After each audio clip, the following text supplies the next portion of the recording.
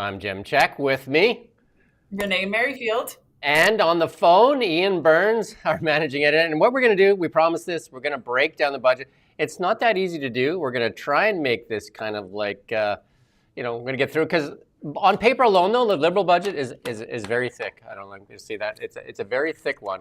Lots of good words, and I would liken it back to when I was in college and say, like the intellectual wrote a book report here that doesn't say a lot, but there's a lot of words in there.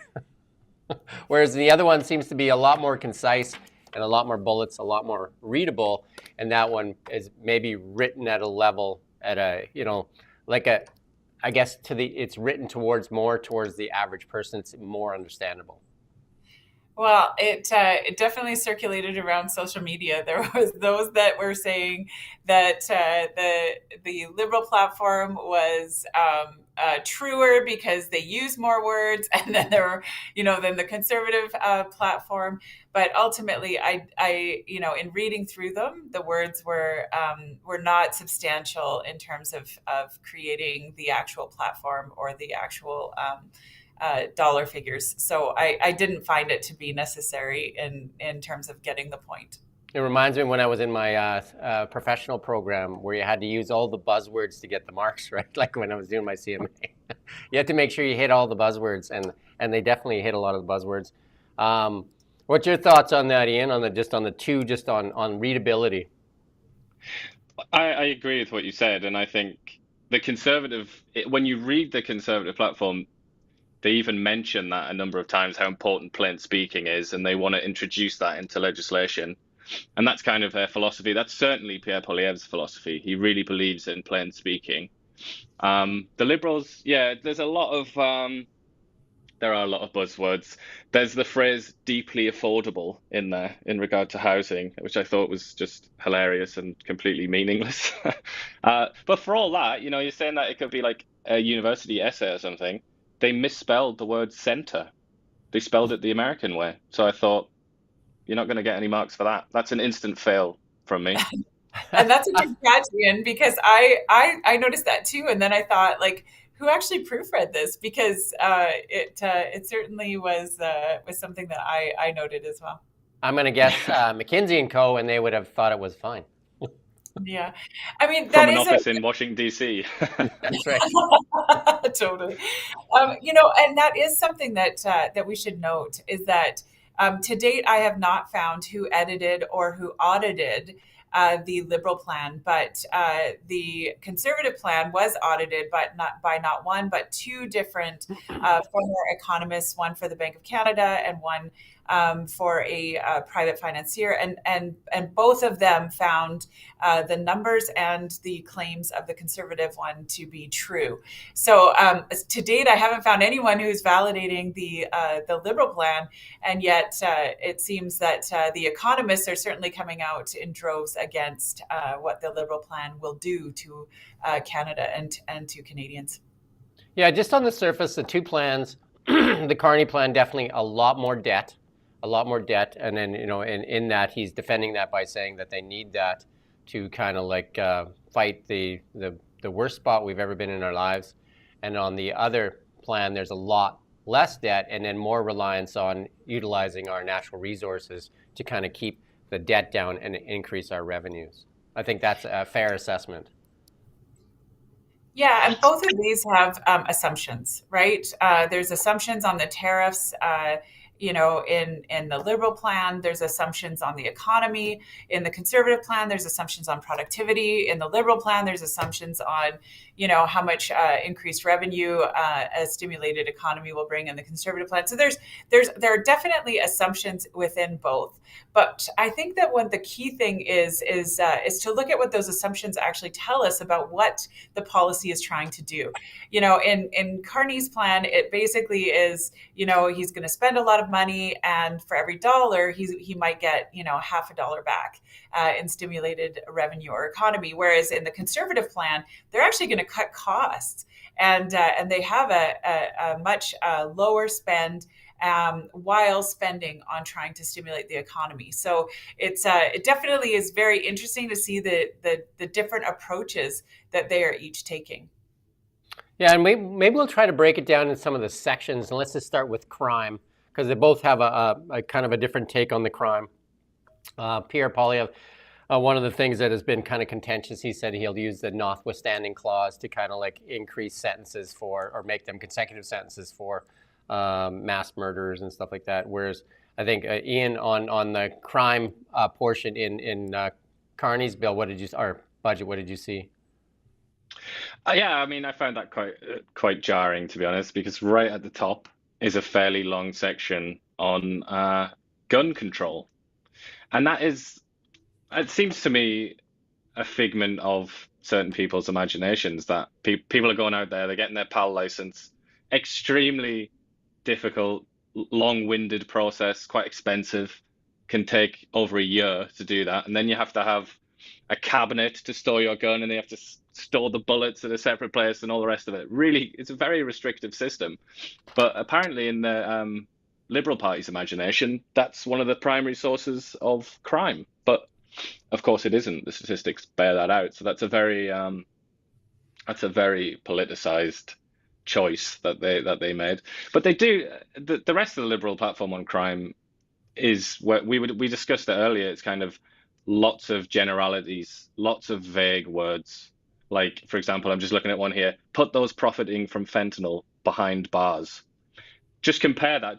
That's just a sort of pick that out. I'm just looking at it randomly. But compare that to the Conservative one, which is very specific about considering fentanyl dealers up to a certain level to be mass murderers and to sentencing them with specific sort of life sentences. It's not like that in the Liberal one. There isn't much in the way of specificity, I didn't think. Yeah, I think like the Conservative one is definitely a lot more plain speak too, and then the other one is definitely written at I guess, a higher intellectual level where you're supposed to kind of guess what's going on, and I think that'd be a fair assessment there as well. Any thoughts on the crime one, Renee? Yeah, I would say that a couple of things. One is the laws keep changing on gun ownership, but criminals don't stop using them. So I don't really think that is having any benefit. And saying more of that does nothing to distance himself from Trudeau. So the Carney, start to that whole section was a little bit odd for me. I would say the other thing that I found very interesting. On Carney's plan for the for criminals was he talked specifically about those that he was going to only increase sentencing for those that were stealing cars or those that were, and I'm forgetting the second one, but it was two very odd things, and it was like, okay, so you're going to actually give stiffer penalties to those that steal cars than you would to those that murder someone. It seemed very odd. Whereas we look at the Conservative plan, and it's across the board, 3 strikes, you're out. And, already in some of the media reports I've been watching, the reports of criminals that have been charged 3 times in one day. So definitely it seems to have more substance behind it and seems to have more universality in terms of being tougher on crime.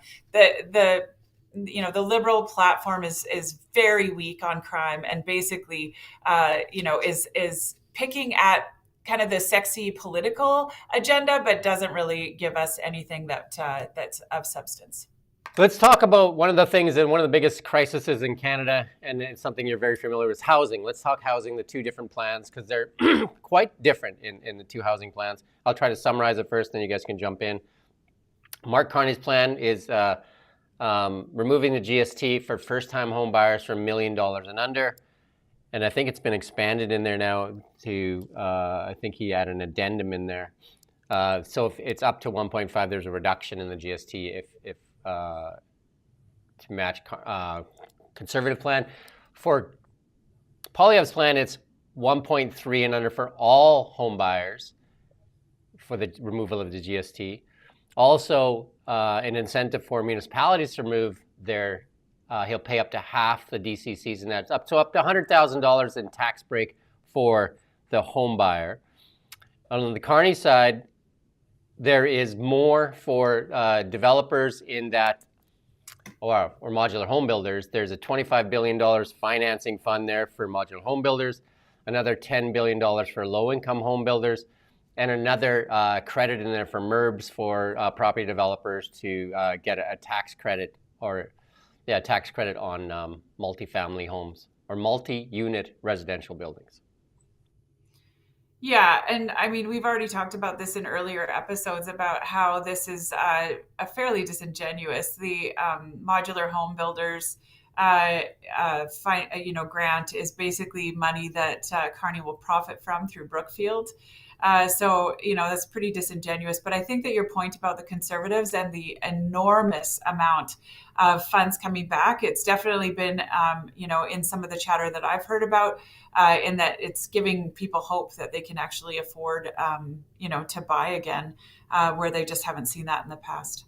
Yeah, so the government actually put out a piece on it and said that the Kearney plan for the removal of GST would cost the Canadian government $378 million for the Kearney's removal on the first-time home buyer and $1.8 billion. So that shows more people would use it in the Conservative plan. So that would be more people accessing that tax break in the Conservative plan. Yeah, because the Conservatives is all new housing rather than just first-time home buyers. Yeah. So, I mean, while it's sexy to say first-time home buyers, I saw a statistic just today that said that the average first-time home buyer in Toronto just turned 40. That's the highest age that we've ever seen in recorded history, and about 7 years higher than it was at the beginning of the Trudeau Liberals. So definitely something that we need to watch on that. Any thoughts on that, Iain, on the differences between the two plans? I think this on housing, I think it highlights the differences between the two offerings in probably the clearest way, the starkest way. I think it shows that the Tories are more about empowering individuals. They're very much bottom up.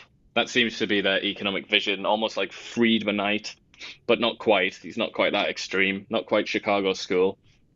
Whereas Kearney, it's very much kind of, and we discussed this before, didn't we, like $35 billion to be dispersed in loans by the federal government to various corporations, companies, whatnot. That is top down. I can't really describe that in any other way. It's getting the big boys around the table and sort of dishing out the money and saying, let's get going. Whereas Poilievre, I think, and this, I think you get this when you hear him speak. He sort of believes in the common man, doesn't he? He believes in people's ability to make decisions for themselves. So a lot of it's about cutting taxes, and then also sort of using the federal government to kind of bully municipalities and to say, if you don't do this, if you don't cut this red tape, you're not going to get money, and we're not going to be favorable towards you. So it's not using that much of a heavy hand, but just trying to kind of persuade people and to make it easier for people to get homes. But I would say, I mean, Renee's mentioned there about Toronto. I look at both of these plans and I think realistically, will either of these plans make it more likely that you could buy a home in somewhere like Toronto in the next 4 years? I'm not really convinced. I don't know. I almost think one of the bigger questions here isn't even all of these policies specifically on housing. It's immigration, I would say. That's one of the big reasons that nobody can buy a home in Toronto. It's because it's kind of ground zero for the post-COVID surge in immigration. And, anybody that went to Toronto before that and after that could tell you that straight away, just purely by what they see and the increased density. So I think Poilievre probably will do more for housing in his immigration policy, which he says he will tie to housing capacity. I would suggest that would probably do more than his housing platform. See, I would disagree with you a little bit, Iain, in that I think that there's housing available, but I think that right now people lack the certainty that they require in order to make the largest buying decision of their lives in many cases. And I think that people also lack the ability to earn enough money for those down payments as well. So it's about qualifying, through down payment and then your income, and then, having the units available. Right now, I believe that the number is about 30,000 units that are available or coming available in the Toronto metro area. That's a scary number of availability. But right now, people are not making that purchase simply because they can't. the cost of housing has outpaced and outmeasured what they can actually get into it for. Where, Poilievre's discount, not having GST, and I mean, if you look at some of the incentives that developers are offering right now, it's that the GST will be included, because that's a significant impact to the bottom line. And typically, GST and oftentimes your fees are things you can't finance, you can't get a mortgage for.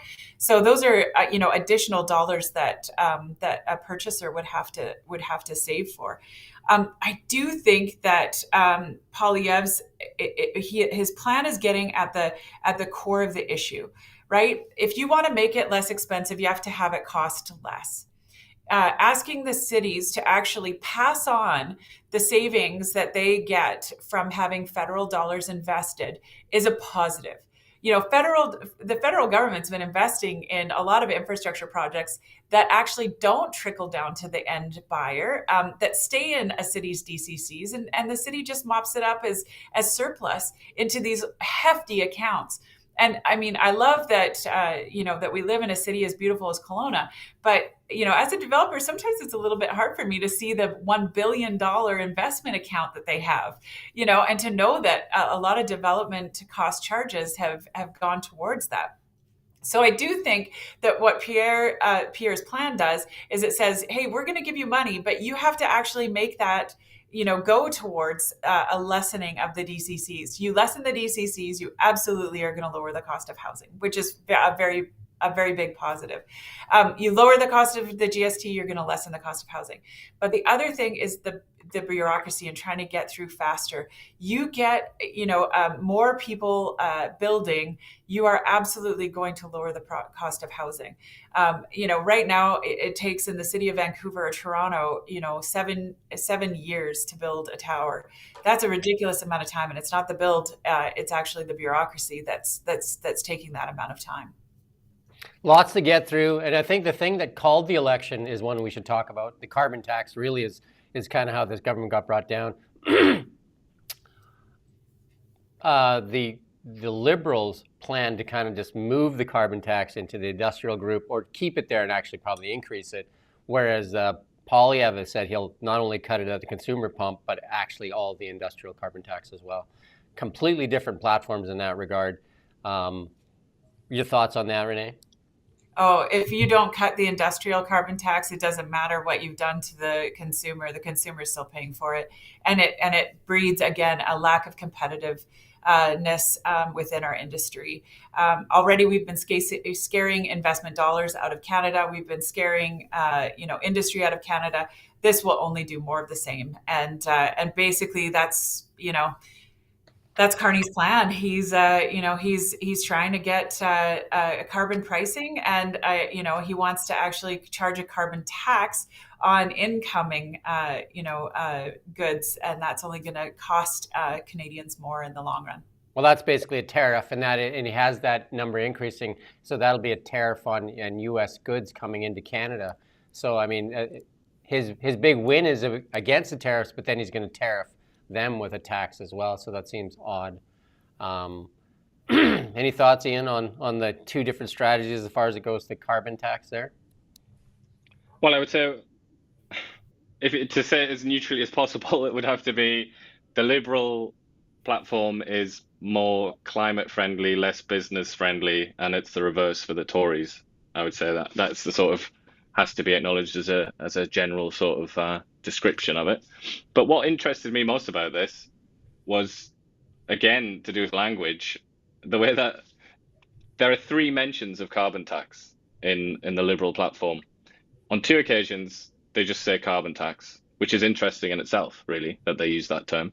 But then right at the bottom, they say carbon tax in scare quotes. So it's kind of like, the way that they've been saying, as everyone else calls it, carbon tax. I just find that funny. Again, it's kind of how they really got confused with that policy, I think. And this is evidence that sort of confusion is still present among the Liberal staffers. And presumably these are the higher up staffers that wrote this.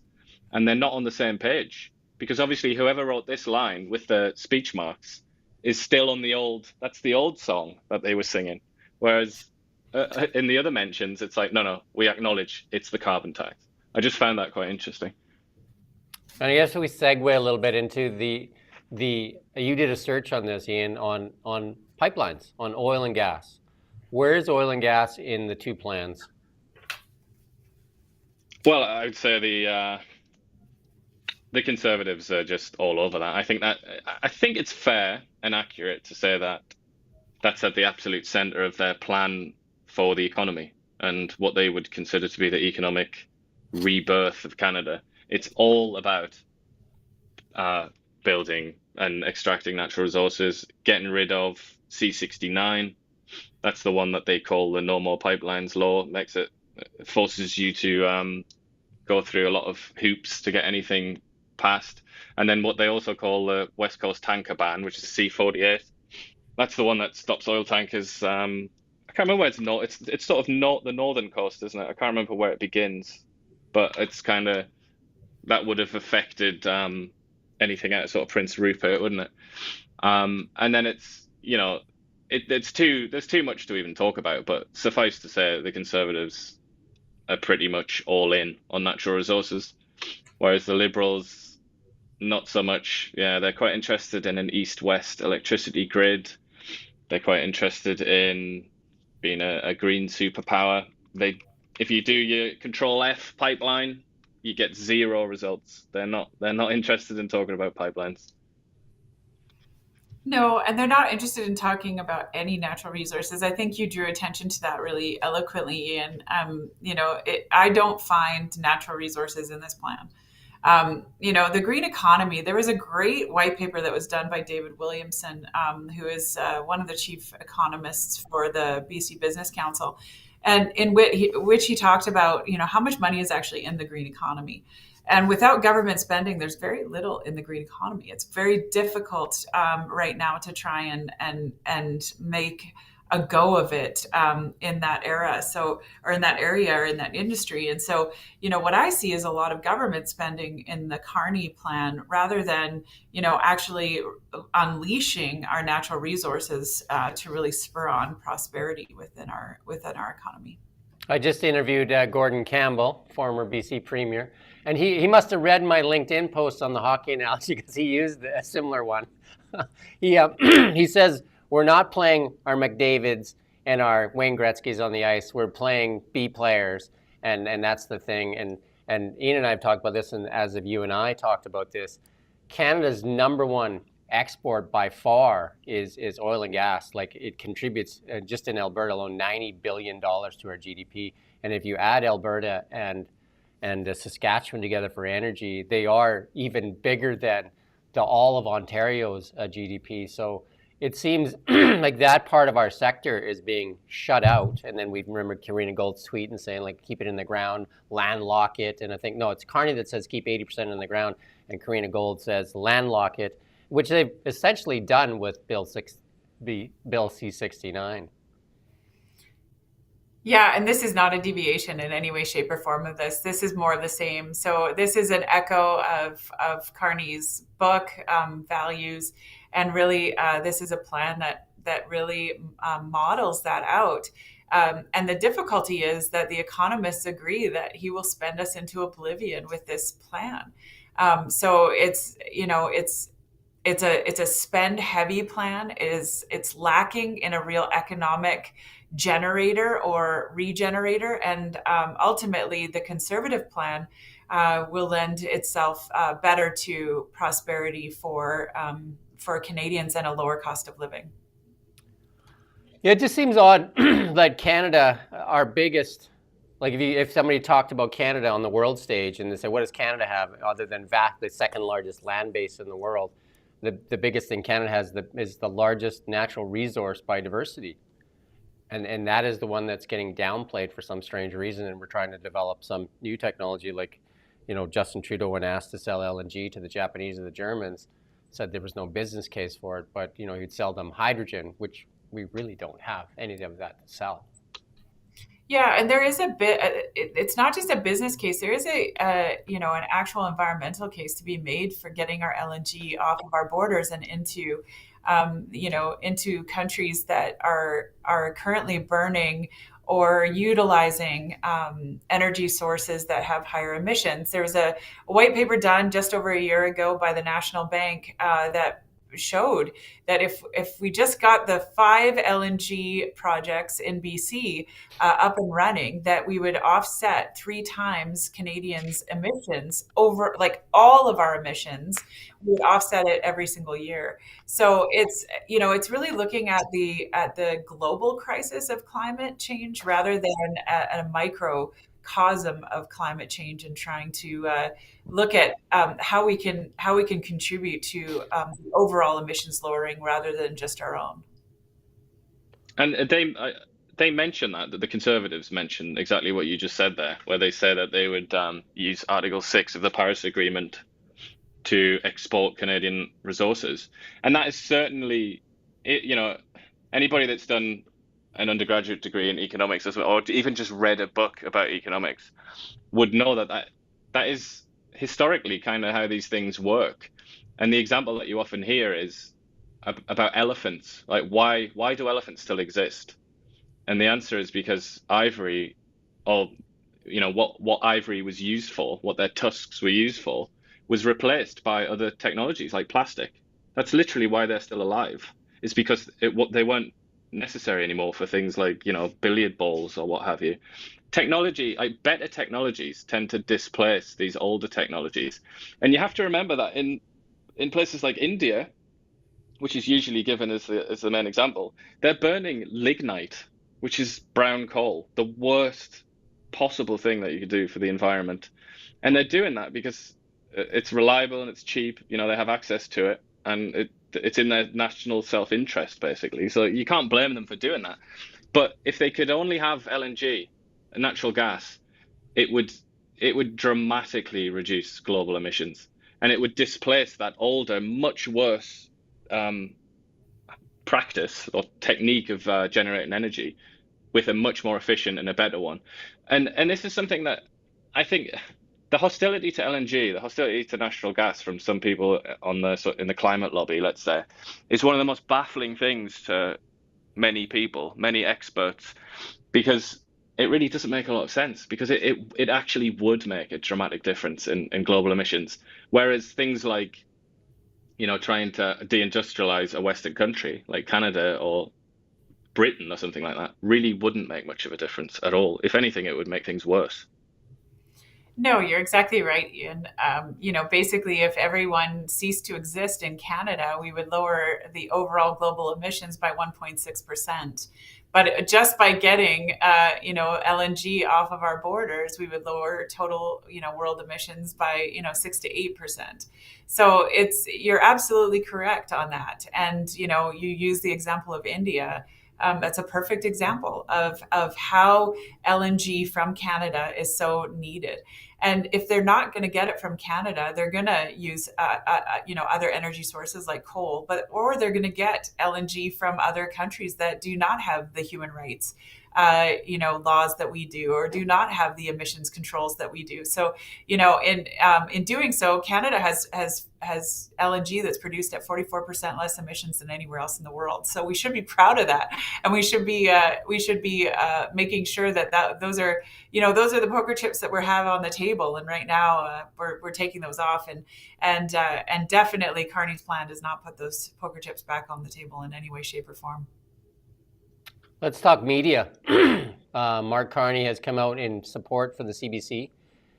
He's going to give them more money. Not much else is said about media. Pierre Poilievre's plan has actually come out and said he'll get rid of Bill C-18 that has crippled independent media outlets. And he actually put some funding into the local journalism initiative and cut the funding for the English-speaking CBC, not get rid of the CBC, but just cut the funding for the English-speaking CBC.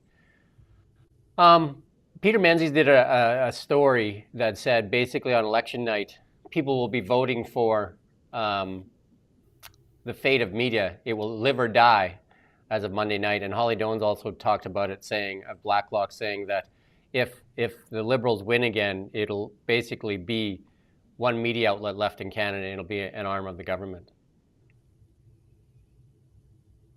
Iain, you want to take that first? Yeah, I would say, um, I hate to kind of seem partial at all, but it's very, very clear cut in this case, and I think I'd be doing a disservice to the profession of journalism if I did speak clearly and say that the conservative platform is a lot more friendly to the old idea of what the media should be, free and independent. And he uses you can just tell by the kind of words he uses. He talks about liberty, freedom of expression, things like that. You can just tell that it's something personal with him. If you remember as well, when he announced a couple of years ago that he was going to try and be the leader of the Conservative Party, it was all about freedom. He stopped talking about that now for some reason, but his sort of catchphrase was, "I'm going to make Canada the freest country in the world," and a lot of that was based on freedom of speech and freedom of the press. And then obviously he's chucked in the like Radio Canada for that's just to try and I think that's just to try and win votes in Quebec, pretty much. I don't think he's sort of philosophically committed to that. And the local journalism initiative, again, I feel like that's some kind of compromise on his part. But generally speaking, he said explicitly that he wants to bring news back to Facebook. He wants to defund the CBC, which would help independent media in Canada, even though, it's a lot of people are upset about that, but it certainly would because it would liberate a lot of the space in the market. And he also wants to spend advertising money, federal government advertising money, with independent media, which would be an enormous boon, rather than that money instead going to Mark Zuckerberg, which is pretty much the present arrangement. And then the Liberals, this is something it's not just the Liberals, and I often say this, it's kind of the entire left liberal axis around the whole Western world. They've completely fallen out of love with freedom of speech and freedom of expression, and freedom of the press.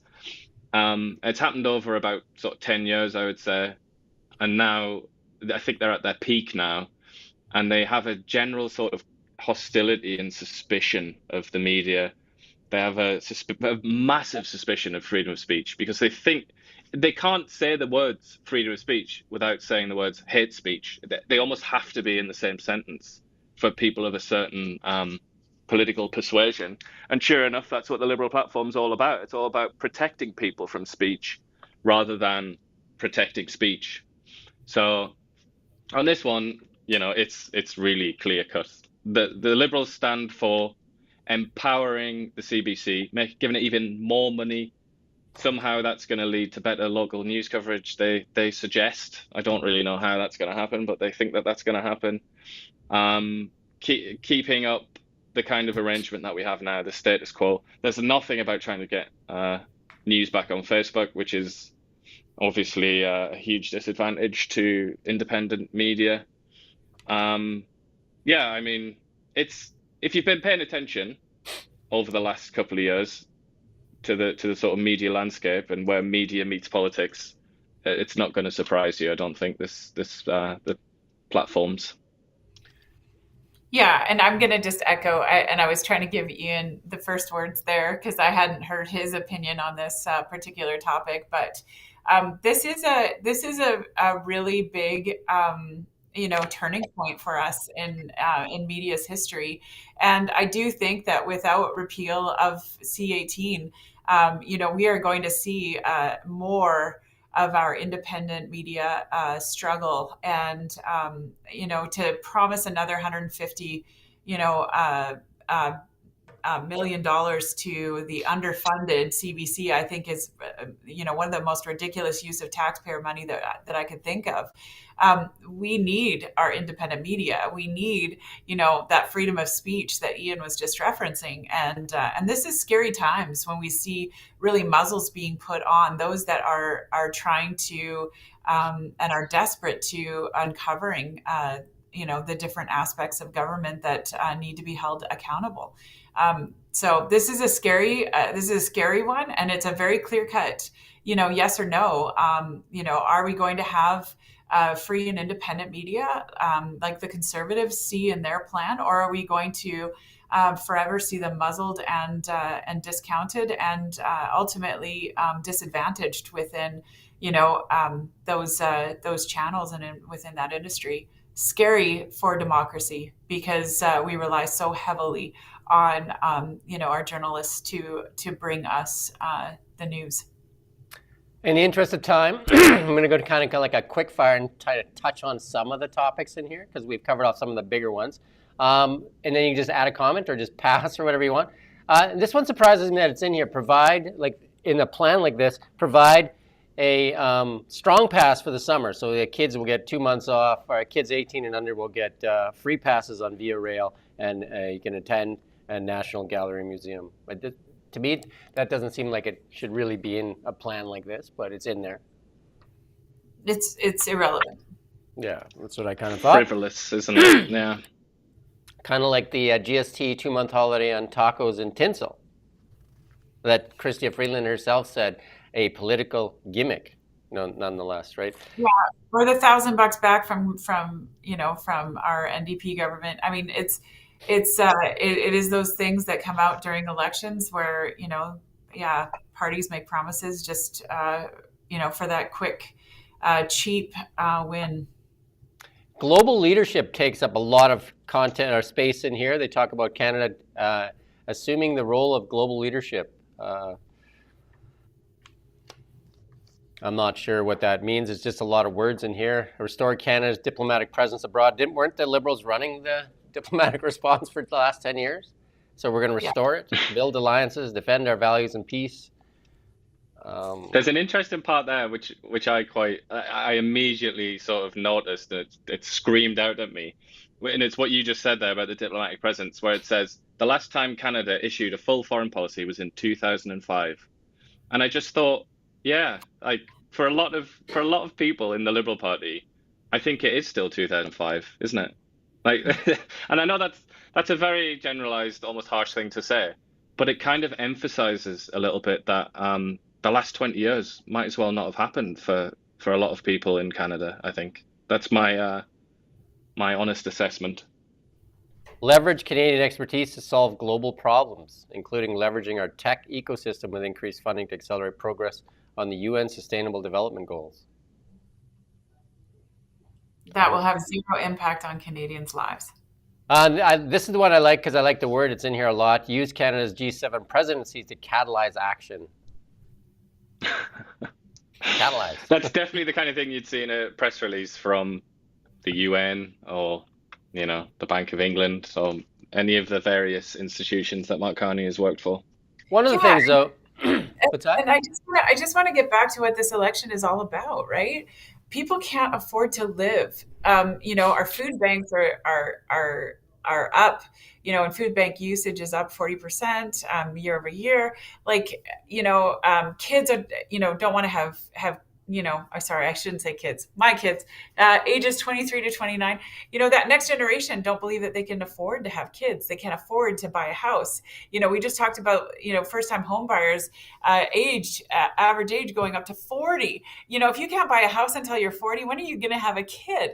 And, and Carney's plan and the things that you're pulling out of it right now have zero impact on whether or not any of those things will change. Official languages. That's a really interesting point, and I think that's like a central point, and that's the biggest absence in both of these platforms is the fertility rate. Literally, people not having children anymore, and what a crisis that represents. And I would say, isn't it very telling? I thought so anyway. That the one mention, and it wasn't even a direct mention; it was an oblique mention by Pierre Poilievre about the biological clock comment, which is a genuine thing, a very serious thing. And you've just sort of alluded to it there. Not many women, sadly, I wish it was different. I'm sure most people do, but not many women can have many children after 40, if any. And yet, if you don't have a house, you're not going to have children. It's like, it seemed like that's a central issue in the world right now, but also in Canada.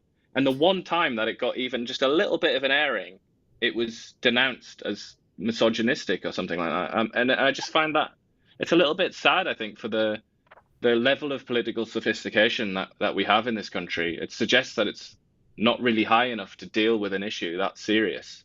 Yeah, and you know what? I mean, my algorithm's probably a little bit different than yours, but I was seeing actually the juxtaposition of, Polyev saying like we need to restore the hope and dreams of young couples to have children, and that biological clock ticking comment, and then juxtaposed to Carney's offer to pay for in vitro fertilization, which basically is like, yeah, because you can't afford to have kids, so you have to have them when you're in your 40s and 50s. I do think that that's a reality, and I think that that's why we're seeing the younger generation so supportive of the conservative platform and the conservative MP candidates right now. You talk about young Canadians. Here's a couple of bullets on young Canadians. Mark Carney-led government will establish a youth climate corps pilot, which will provide paid skills training for young Canadians to quickly respond to climate emergency, support recovery, and strengthen resilience in communities across the country. This is and it's just a lot of other words. One for his friend Greta Thunberg there, I guess.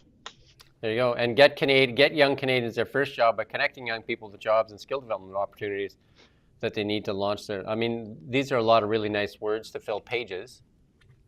Yeah, but the reality is the last 10 years of the Liberal government is why, our youth don't have jobs. It's why we don't, we have such a high unemployment rate within the 18 to 30-year-olds. So, I mean, that, what we're going to now give them government jobs, like that is the most ridiculous thing ever. They want purpose in life and they want to, have fulfilling careers, and that's not going to do it for them. And here's one that there's an answer to that, isn't there? Provide 100,000 young people a year with mental health care. So when society fails them, they can be given mental health care to adjust. Well, there is one thing of meat and potatoes here, but it's at the end, oddly. Provide new apprenticeship grants up to $8,000 for registered apprentices. You'd think that'd be at the top of the list, but hey. Yeah, you know what, though? That's not new. That's Trudeau's had that for the last 5 years, and it has not had a positive effect. So this is the one thing, building an economy that everybody can afford, and they will cut dual family incomes, a tax cut of 1 percentage point for $825 a year. And then Polyev has a similar thing, but it's double that. Basically, he's going to lower the income tax bracket 15%, saving the average worker $900, the average family $1,800, almost more than double than what the Liberals are offering. Yeah, again, I mean, what we've seen from the Conservative plan is that it's going to lower costs for the cost of living, and one of the ways is through a heavier taxation cut. And then Build Canada Homes, another arm of the government, to get the federal government back into the business of building homes. You might have some comments on that. Government's the most expensive builder that there is. BC Housing builds, housing right now at double the cost of what a builder can do it for. And that's a lot of billions of dollars, $25 billion to modular home builders. And then also that's been questioned a few times because Brookfield is one of the larger modular home builders. And then $10 billion for low income homes. And we don't have homes that can be built with modular. That's a pipe dream. It's not a reality.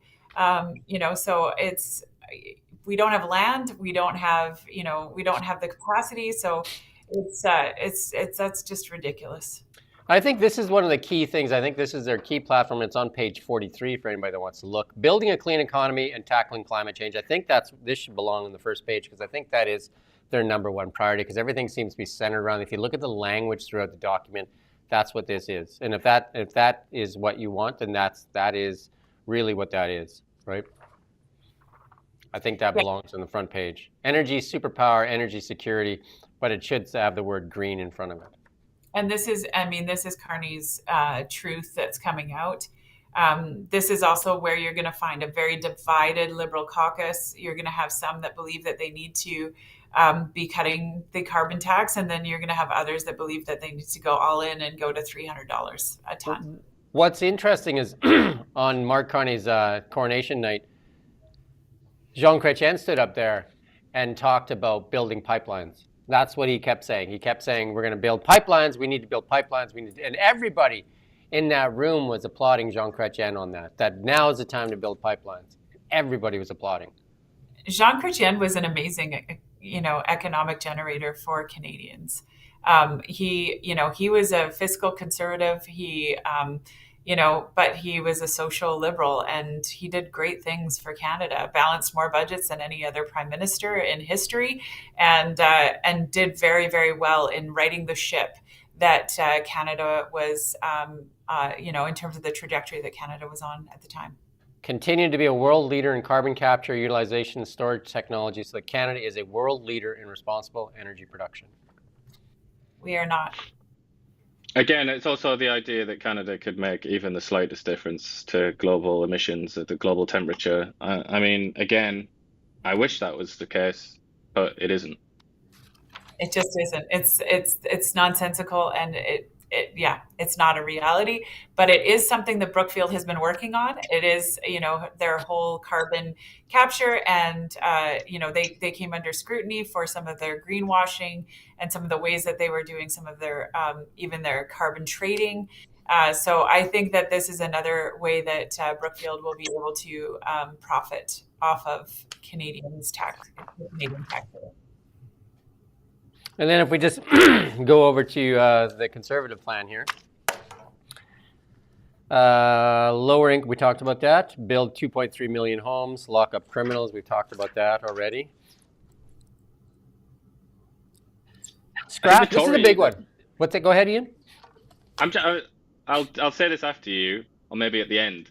But I just think the Tory one has got so many Easter eggs in that I really think we should mention, like trying to get free trade and mobility with the UK, Australia, New Zealand. That's like that was really just pulled out of nowhere. And I just feel like we should discuss those as well, the little Sure. Easter eggs.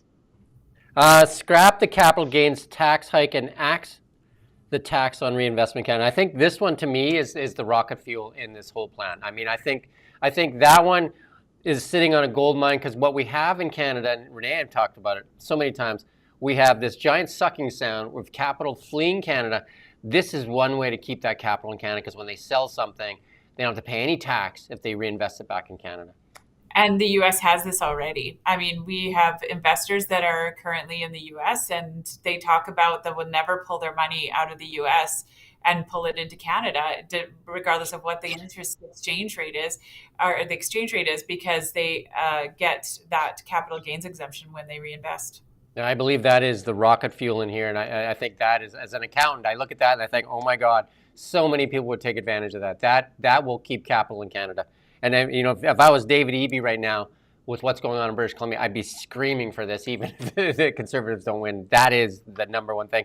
And then this one I think is really good for people. I think one of the things that Stephen Harper gave Canadians was the TFSA. One of the best things ever is the TFSA. And this, he's offering to increase the TFSA by an extra $5,000 if you invest in Canadian companies. Again, more rocket fuel for Canadian companies. Yeah, and I think that also, I'm watching the young people who can't afford houses starting to use these vehicles, and whether it's the TFSAs or whether it's RSPs, because they don't have a hope of ever, earning houses. So they want to invest in some way, shape, or form. And these are great ways to do it. So smart, and keeps dollars in Canada. And again, if you look at the senior, well, this is I think this is amazing for seniors. $34,000 tax free. That's huge. That's a $10,000 raise in that limit. So that means they can go to work at Walmart and actually keep a lot of that instead of giving that back to the government. So a lot of times it's just doesn't even pay to go and work, because you get your OIS or your something clawed back. So they forget it. And I know that there's been a lot of chatter at certain points about how much wealth, the seniors have, and how they need to be disposing of their wealth. The reality is that they can't sell their houses and move into something. They don't know how long they're going to need, and once you're into a rental, you're not sure how many years you're going to have it before those rental rates will go up. And I can tell you that in my previous work as an MLA with constituents, seniors poverty was a huge issue that we dealt with on an ongoing basis. They simply could not make ends meet with the rising costs, with inflationary pressures, and then with increasing increased rental rates. So this is a game changer for a lot of seniors, and I hope that seniors have taken note of this particular policy. I've definitely sensed a bit of resentment from some as well, or maybe the better off ones who are kind of like, I'm retired, I don't wish to work kind of thing. I think some people took that the wrong way, but in general, yeah, I would say that that's going to be looked upon fondly. Yeah. We're trying to go through some of these really quickly here. Axe the escalator tax on alcohol. There you go. So you can enjoy a pint without more taxes, because that's similar to the carbon tax that was getting added all the time, right? Yeah, absolutely. And that will, what was it like? Free beer from Doug Ford. It's a little bit of an incentive there for a voter. Scrap the Liberals' plastic ban. So that one's huge because there's supposedly this planned food packaging tax. There's going to be adding another 30% on food packaging tax, and then you can get your plastic bags back and your plastic straws and all that, which is again a boon for some of the Alberta oil and gas people. Yeah, this was less about the oil and gas sector and more about the cost of the bags that we're producing and the emissions that we're producing. There was a paper done by an environmental group when this law first came out, and it basically showed that it was going to cost Canadian taxpayers billions of dollars, but really result in zero emissions being reduced. This is more about pollution, and that's where we get the turtles and the plastic straws. So I think that most Canadians would care about pollution, but it's not just Canadian. And I mean, if we go back to, if everyone in Canada passed away and suddenly ceased to exist, we're not going to see all of a sudden turtles not passing away from straws.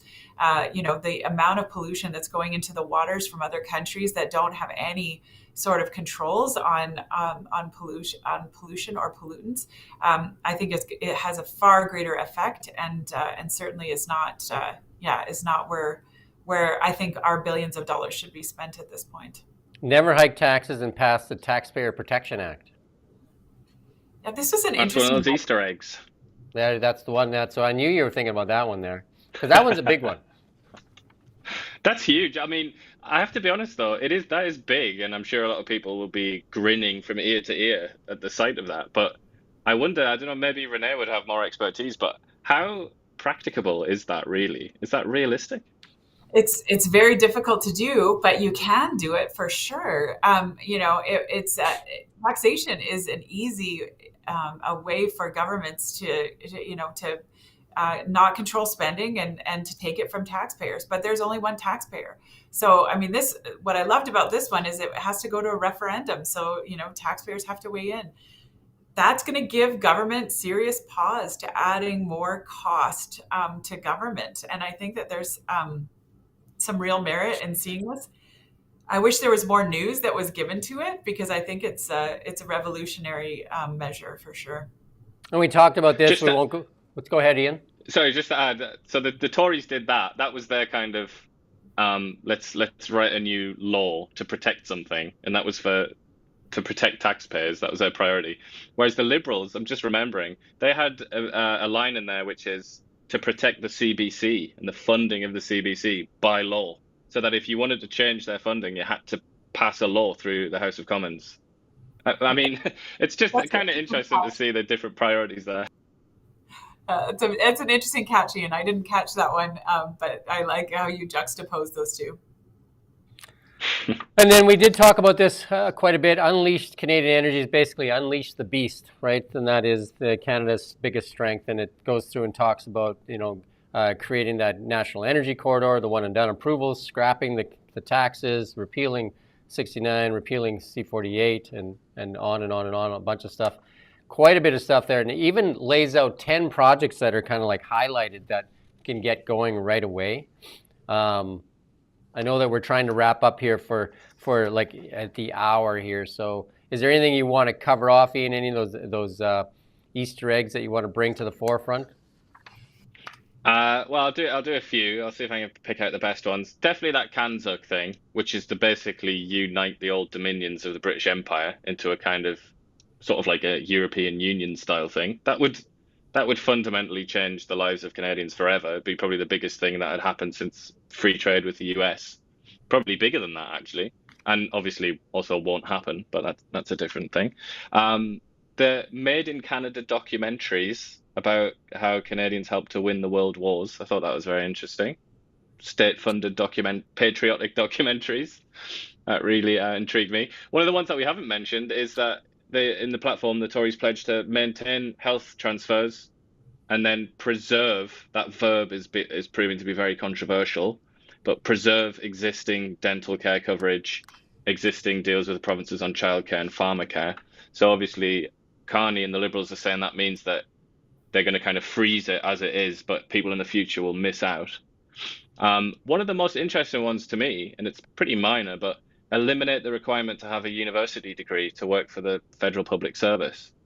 I think that is fascinating to me, considering how useless so many degrees are nowadays. They are, in effect, it's just a way of gatekeeping, isn't it? It's become like a patronage system, almost, the federal government. Plain language law, we already talked about that. That would be huge. There is no excuse for using obscure, unintelligible language in any area of life, but certainly not in a law. I think that's just outrageous that that's ever happens. And then another one, it's kind of, I'll stop here because I could just keep going on for ages, but it's just the way that Poilievre has kind of been portrayed as like far right, a bootlicker, like a billionaire bootlicker and all this kind of thing. And when I read this platform, I just thought that is completely untrue. He really is not that kind of person anyway. But there's just one line in there, which was launch an oligopoly review of federally regulated sectors to increase competition. It's just kind of that is not the sort of thing that a billionaire bootlicker type person would do. And that's just one example, and many examples like that. And when I was reading this platform, there are times where you could think, am I reading like Bernie Sanders or something here? Like at times, it is kind of economically populist at times, this. And I just thought that was very interesting, and it really contradicts this claim that he's some kind of monopoly man that wants to kind of enrich the richest people in Canada. Maybe we'll start off with closing comments, and I'll say something first, in that I'd advise everybody to go and read these two plans before. If you haven't voted yet, read both plans and ask yourself, and read them carefully, and ask which one speaks to you, which one speaks to you in a language you can understand, and which one speaks to a better tomorrow, and which one, and from there, that's the blueprint that they put out to you. That's the blueprint that's there. So read them, try to understand them, read them with an open mind, try to understand them, and see which blueprint works for you and your family and the people that come after you, and see what's better for Canada. Yeah, I think, Jim, if I was to piggyback on that, what I would say is read this and see what impacts you. Like, see what actually has an impact on your life and on your dreams and on how you want to live, moving forward. I think that is, I think that's a good way to juxtapose them. I also would say read them for your kids and read them, through your kids' eyes, because I do think that one of these has a lot stronger vision for the future. Yeah, just separate the noise that all you hear out there. Just separate it all and read it for yourself. And form your own opinion and say, how does this help me? How does this help my family? How does this help Canada?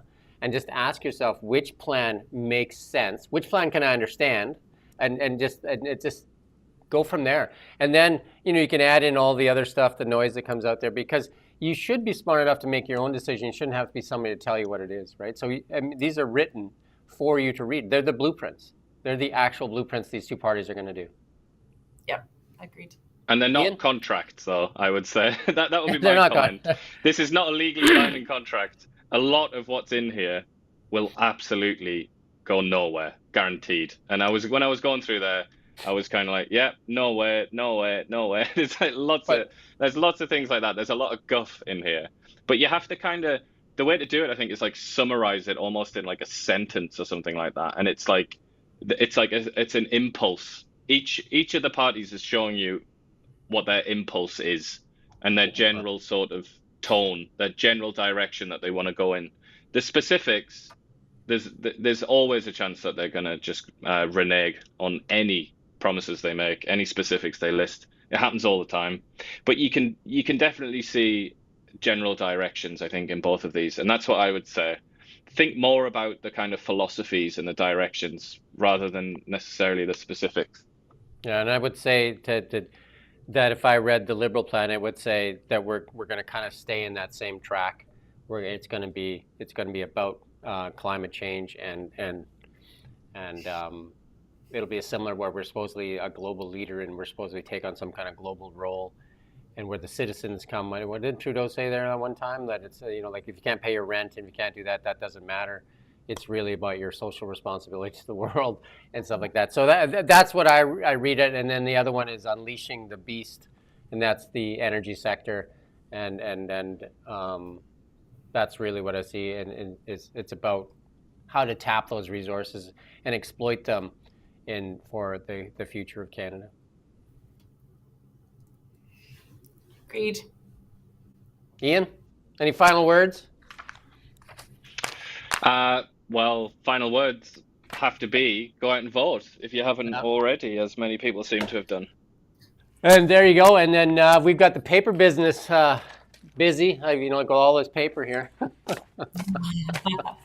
Yeah, definitely. A lot of biofuel. Yeah, that's been great. Again, people, if you go there, you can find these two platforms on their platforms, and advise you to read them. And then you can play this video along with it. And thank you, Renee, for taking the time. And thank you, Iain. And you've been watching Now Media. We don't just report the news. We live here too. We're your neighbors, bringing you stories that matter to all of us. No government funding, no outside influence. Kelowna Now, local, independent.